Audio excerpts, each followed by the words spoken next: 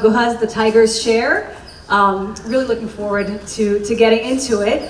For those who have not read Keshava's second novel, am I right?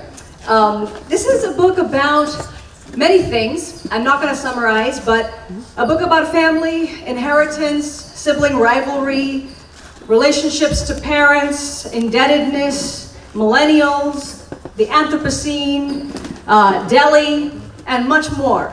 I'm not going to give away any spoilers on the plot, but just enough teasers, I think, that you'll see what you can find in the book. But I want to start, maybe, if I may, by pulling out a term that comes up a number of times in the book, and see if you could talk with us a little bit about it. And that's the term equilibrium, right? The concept of equilibrium, and also its opposite, disequilibrium. And in the novel, part of the way this idea is animated is that there's this idea of equilibrium in families, but then there's also this question of equilibrium in the world, in ecosystems, on like a planetary scale. And so as I'm reading this, one of the things I was wondering was about equilibrium and disequilibrium and the extent to which, or I guess I'll put it this way, I had a question. Is equilibrium an or the ideal? Or is disequilibrium actually what we need to motivate change, revolution, movement, and also, in a novel, to motivate plot? Wow. Thank you, Ragini. Thank you for doing this. Thank you, everyone, for coming. It's my second book. Last time I was here, I was talking about the first book, so in the other venue. Just to very briefly explain, for those of you who haven't read it, what Ragini is referring to, one of the 5 or 6 most famous lines in Western literature, or certainly in the novel, is the opening sentence of Anna Karenina, which, depending on how it's translated, goes something like, "All happy families are alike, each unhappy family is unlike in its own way." And my narrator reflects on this. She's a big reader, and she says, well, but it's not that you have, the point is not, the aim is not to be a happy family, or even not be an unhappy family. She says most families find their equilibrium. They're kind of somewhere between happy and unhappy, happy in some ways, unhappy in others. And the point is to hold that equilibrium. Being in a family is about learning to live with each other, learning to live with other people. And then something happens at the start of the book which sends her family from equilibrium into disequilibrium. They were never a happy family, they were never an unhappy family, but they had equilibrium and now they don't. But the book, as you say, tries to take in the larger context of what's happening in our city, Delhi, the city of the characters, the country, the world. And while I wouldn't say that while I was thinking of those terms, thinking about the book now, when you phrase it that way, I think it is a book that actually ultimately comes out in favor of disequilibrium and not over equilibrium, because the reason the disequilibrium, which is a word that my publisher kept saying to me, can you just remove that word from the book? I said, no, it's the point.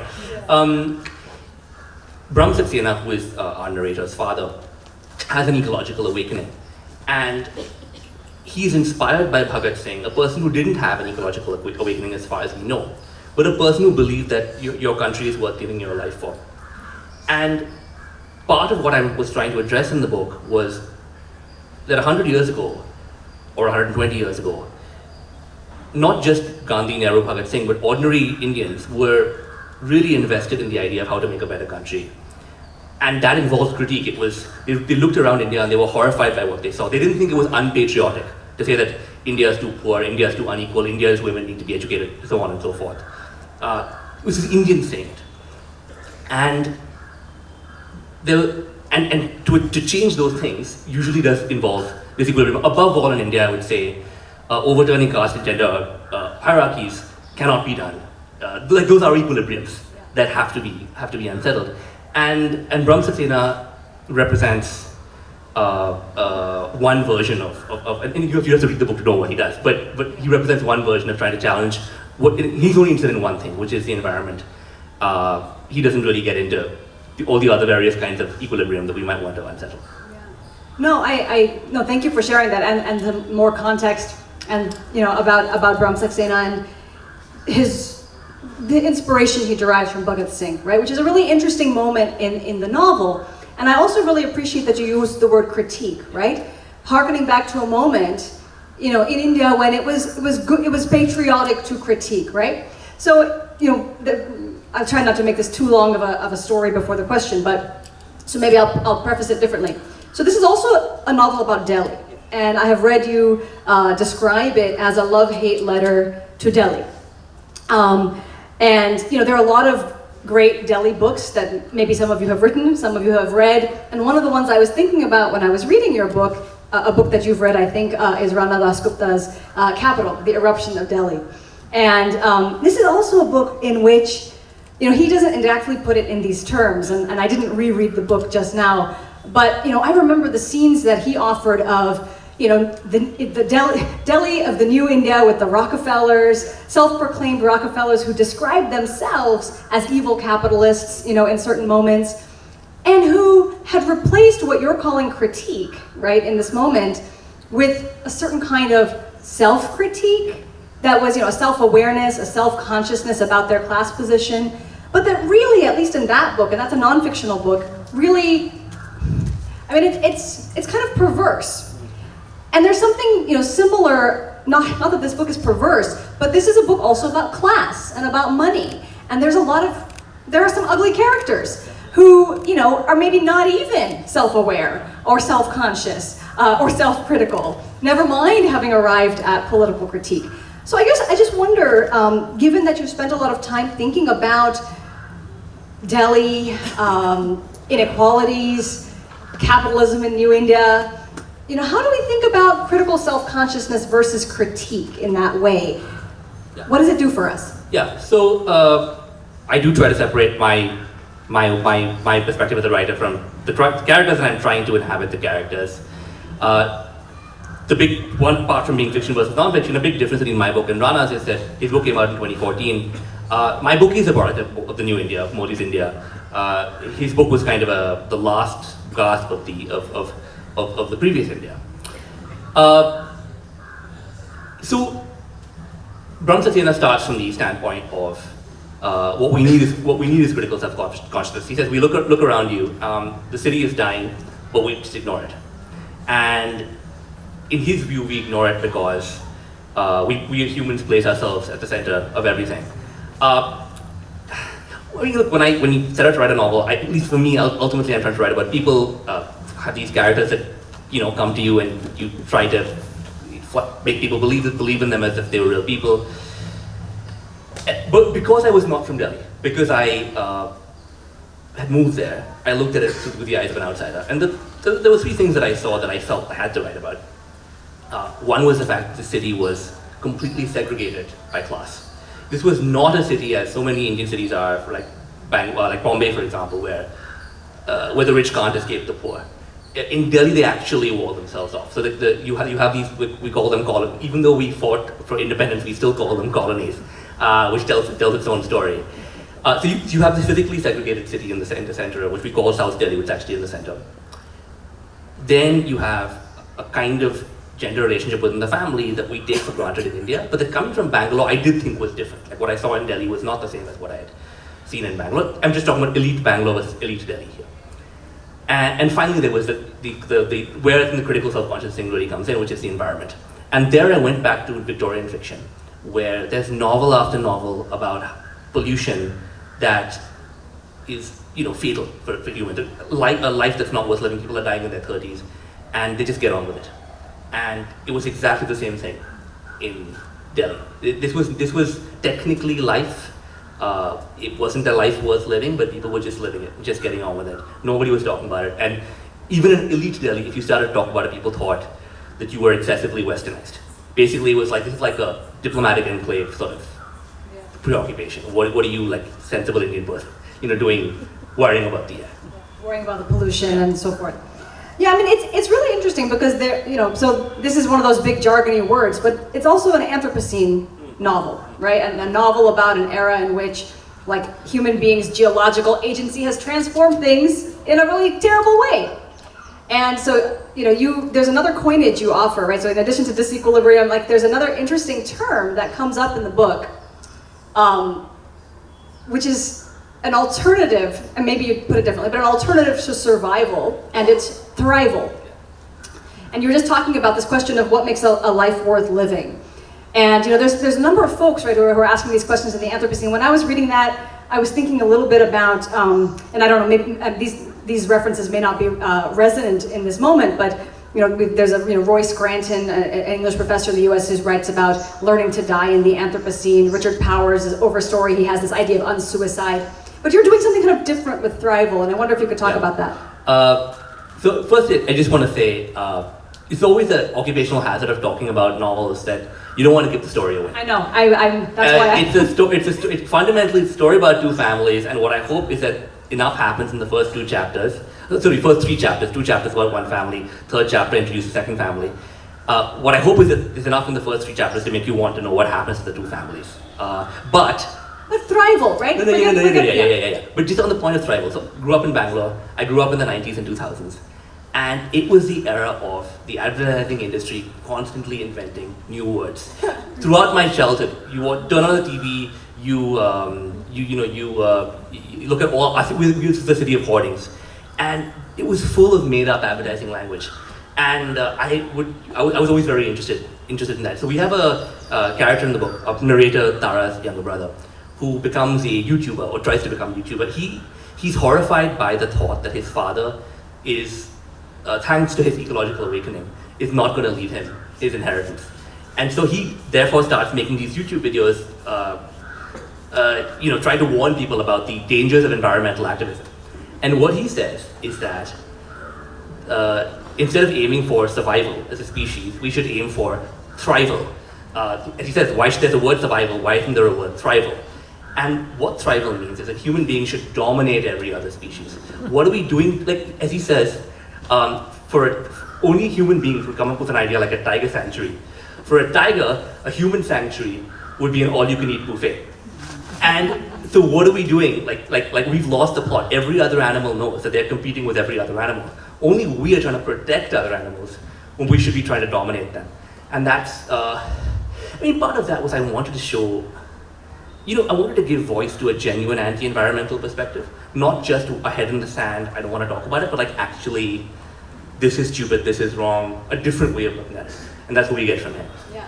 And when you put it that way, it sounds very Trumpian to my American ears, right before they got rid of US aid or something like that. But so you were talking about growing up in the 80s and 90s, or 90s and 2000s. Sorry, I'm dating myself now.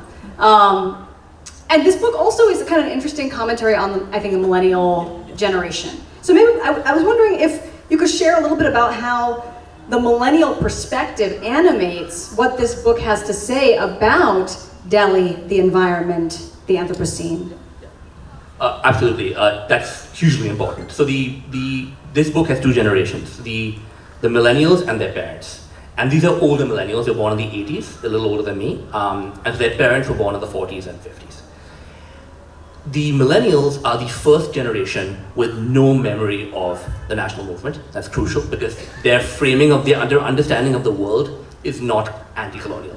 So the idea of being against the West is totally foreign and amusing to them.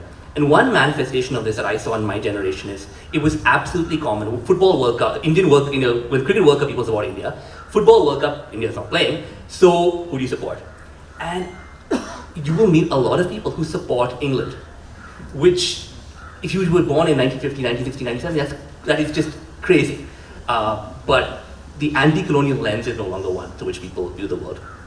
And the second was, in the 50s, 60s, 70s, there was a narrative about India as a poor country, sacrifice for the greater good. I think a lot of damage was done in service of that narrative. But for the millennials, it's just about getting ahead yourself. And so careerism, consumerism have taken the place of earlier ideals, in large part because a lot of those ideals didn't deliver. Like, I'm not here to criticize millennials, but the values of millennials are different. And finally, I would say, in general, millennials are just much less interested in history and tradition. They might, some of them might become religious and start going to temples, but it's not because their ancestors did it. They're unmoored from any kind of older sense of earlier Indias. And this idea that's become a total cliche, this line of J. Swaminathan's about India living in multiple centuries at once. The millennials do not live in multiple centuries. They live only now. And I did feel like they hadn't necessarily been written about. Yeah, so I'm an elder millennial, right, growing up elsewhere, but who found that really, really compelling.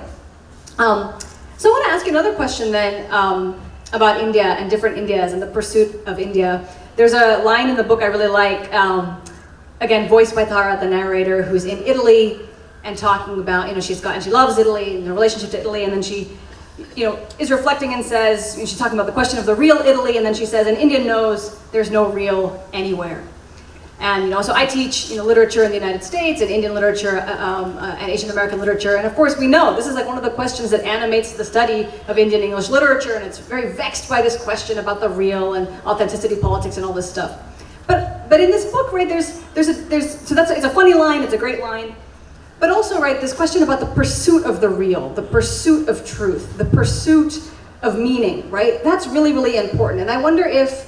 Is it helpful at all for us to think about the pursuit of the real rather than the real? How did that maybe animate the way you were thinking about this book as someone who has lived and worked and studied outside of India, thinking about how someone will receive this book as quote unquote an Indian book or a Delhi book? Yeah. And that was definitely on my mind. I'm always trying to do two things at once. It's absolutely paramount that an Indian reader feel that this is not a book written for export, because you've really lost them, the minute that happens. At the same time, writers want readers wherever readers exist, and you have to, how do you make the book legible? One of the things I was doing here was writing about elites, and if you are selling the authentic, real India, you're not supposed to write about elites. As one of the characters in the book says, when he's asked why he doesn't write novels himself, he says, "You're not allowed to eat." Basically, that you're not. If your characters are eating good food, then you can't write about them, right? Like if they're Indian. I'm not particularly interested in the real and authenticity or whatever that is. I was trying though to capture something about how India was changing, how Delhi was changing. It's not the job of the novel or anything like that, but it was what I was interested in. And in the case of the characters, what is authentic? So let's say authentic is that you are truly from some caste. You should be allowed to escape that. I believe in that project of individuals being able to just escape those shackles and all of that. And basically there's a divide in the book between what you might, and actually a friend of mine who's here who read an early draft, he pointed this out to me, between the idealists and the cynics. And the idealists are believers that you can transform. They're in pursuit of something. And the cynics are much more, this is the real, this is India, India is like this. So often people will say, something goes wrong, something doesn't work out, some person is dishonest or corrupt or whatever, and someone will just tell you, this is India. And that is the cynical position, which is more committed to this is the real, as opposed to the pursuit of some better real. Totally. Maybe I can sneak in one more question before I open to the audience. This is just to ask, you've worn a lot of hats as a writer and reader, as editor, journalist, agent, novelist. And I just wonder if there's maybe one or two things you might share that you have learned from, moving between those positions of the literary ecosystem.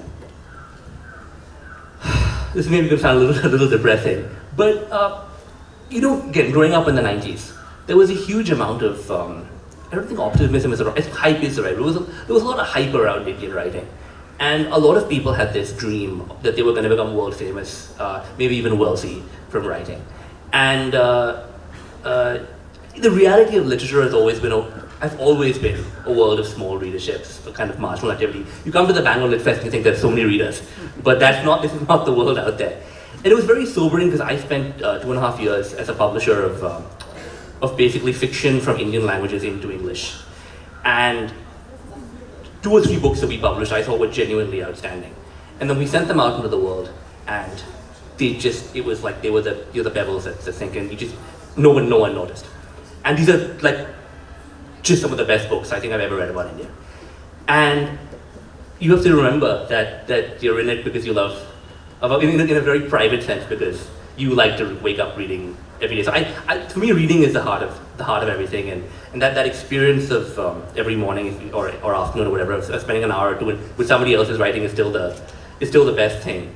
And writing is kind of a product of that. But it's I always say if whenever you meet someone who wants to write, I always say that you need to write much. You need to read 100 words for every word you write, and have a day job. Thank you. I think we have a few minutes for some questions, and I believe we have a mic as well. Do we have any questions? Hi, Keshava. Just can you speak about, think about a male author writing about where the protagonist is female, and of course Anna Karenina is also like that. Sure. So could you just speak? But that's not first person. Yeah, that's true. And that novel has two protagonists. Sure. Levin is male and Anna is female.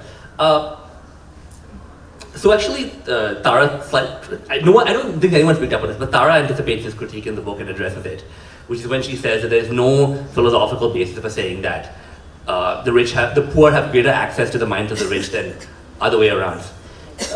Look, as writers, we're trying to reach across various divides, and I've seen so many women do such a brilliant job of writing male characters. One of my favorite novels in the world, The Last Samurai by Helen DeWitt. Large parts of it are written in the voice of, it's a 40-year-old woman writing in the voice of an 8-year-old boy. And I may not be Helen DeWitt, this is definitely not The Last Samurai, but if you read that and you think, well, why the hell shouldn't I try? And then we have a lot of, Tara and I have we have some obvious differences, but I feel much closer to her than I do to a lot of the male characters in the book. Do we have any more questions? In the back. We're outstanding, but it did not do well. Yeah. Can you name them so that we can check it out? Yeah, I'm going to name 3 very quickly. 2 are written in English, two are translations, one is written in English. There's one in Hindi, it's called Baramasi. It's a beloved bestseller in Hindi. We retitled the translation because we couldn't find a good translation for Baramasi, and so we called it Alipura, which is the name of the village in which it's set. It's by Dr. Gyan Chaturvedi. And it's somewhere between Gogol and Woodhouse in style, but it's a vicious satire set in Bundelkhand. The hardest thing, short of translating poetry, is translating humor. And Salim Yusufji is a brilliant, ingenious translator of humor. It's one of the best Indian novels of the last half century, without any question. In English, it's called Alipura by Gyan Chaturvedi. That's a book I would give everyone. Beautiful novel. Literary thriller called Girl Made of Gold by Gitanjali Kolanat, who lives in Canada, but she's a Indian origin writer. It's set in the Devadasi world of the 1920s. Just a really transporting book. Again, came out at the wrong time. And finally, I always feel there's not enough novels that are contemporary fiction about rural India. You go back 100 years, a lot of novelists were rural in background and intimately knew rural India. Today, most novelists are urban. But Anita Agnihotri is a retired IAS officer who spent much of her time in rural Maharashtra. And one of her books we published, which is in English, it's called The Sickle. And it's set in the sugar belt of Maharashtra. And it has that kind of documentary realism that comes from really intimate knowledge, but it's a very, very moving book. Yeah. We have time for at least one more question in the back.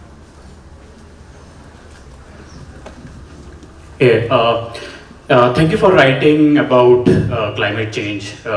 So I just read Amitabh Ghosh's essays on climate change, wild fiction, and here in one of those essays he has this problem with fiction today, that it's not addressing the biggest challenge that world is facing today. So was that something that played in your mind when picking the theme? And how do you think, you mentioned Richard Powers, which is obviously Amitabh Ghosh also mentions as one of the good fiction on climate change.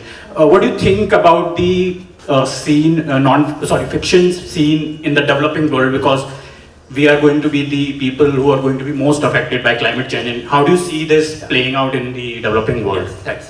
They're both great questions. I'll try to answer them both very quickly. The first point is, yes, I totally, Amitabh first wins this argument in The Great Derangement. If you're describing the world, fiction doesn't have to try to change the world, but if you're trying to describe the world, if you're trying to write about India, if you're describing the world we live in, you have to write about the environment. The second question about the developing world. So there's a difference between Western fiction about the climate and fiction from the developing world, or as some people now call it, the global south. Western climate fiction is set in the near future dystopia. You're trying to unsettle people by showing them what might happen. This book, Anita Agnihotri Sickle, many other Indian books that deal with the climate, they're realist novels that are accounts of a actually existing dystopia. They're not set in the future, they're about what's actually happened already or happening. And that's a very big difference, I think, between climate fiction from the developing world, certainly from the tropical developing world, and Western climate fiction. Anyone want to sneak in one more? We can take one more question from the audience. Are there any more questions? Any in the back? Yes, there's a question right here. Thank you. I'm a journalist by training, so I always have questions when there aren't any. You've said several times that you're not here to speak on behalf of someone. I haven't yet read your book, though I'm looking forward to it. Would you say there is a point of view, even a political point of view, or have you steered clear of it? So this is when I was writing this book, it's not true of my first book, it won't be true of the next book. I was exactly in the years that I was writing this book, I was also writing regularly as a columnist for NDTV about national politics. And one of the things I was careful about in this book was about the separation between fiction and journalism and not wanting this to sound like a set of op-eds. But I also think that, like, see, fiction can do all kinds of things, and fiction that is more didactic, more propagandistic is a completely legitimate form of fiction. What I was trying to do in this book was to give each character, was to allow us to see each character's perspective. Like, obviously I have my own views, and how your views come across is in what you choose to emphasize. If I didn't think that Delhi's environment, the destruction of Delhi or North India's environment was a bad thing, I probably wouldn't have written about it. There are lots of books that you could find where it's absent. But you know, there are lots of other things in India that I haven't written about in this book that I do care about. But yes, I think you can discern my views more from what I choose to emphasize, and maybe less from any statement, because Tara is not me. Like, that's, and one of the, just to come back to what you said, Arvind, one of the advantages of writing from a woman's voice is the reader is much less likely to conflate writer and narrator. In that, it's always a challenge in first-person narration that people assume it's autobiographical even when it isn't. And because our perspectives are so superficially different, they're less likely to assume that. Please join me in congratulating Keshava Guha on the Tiger's Chair.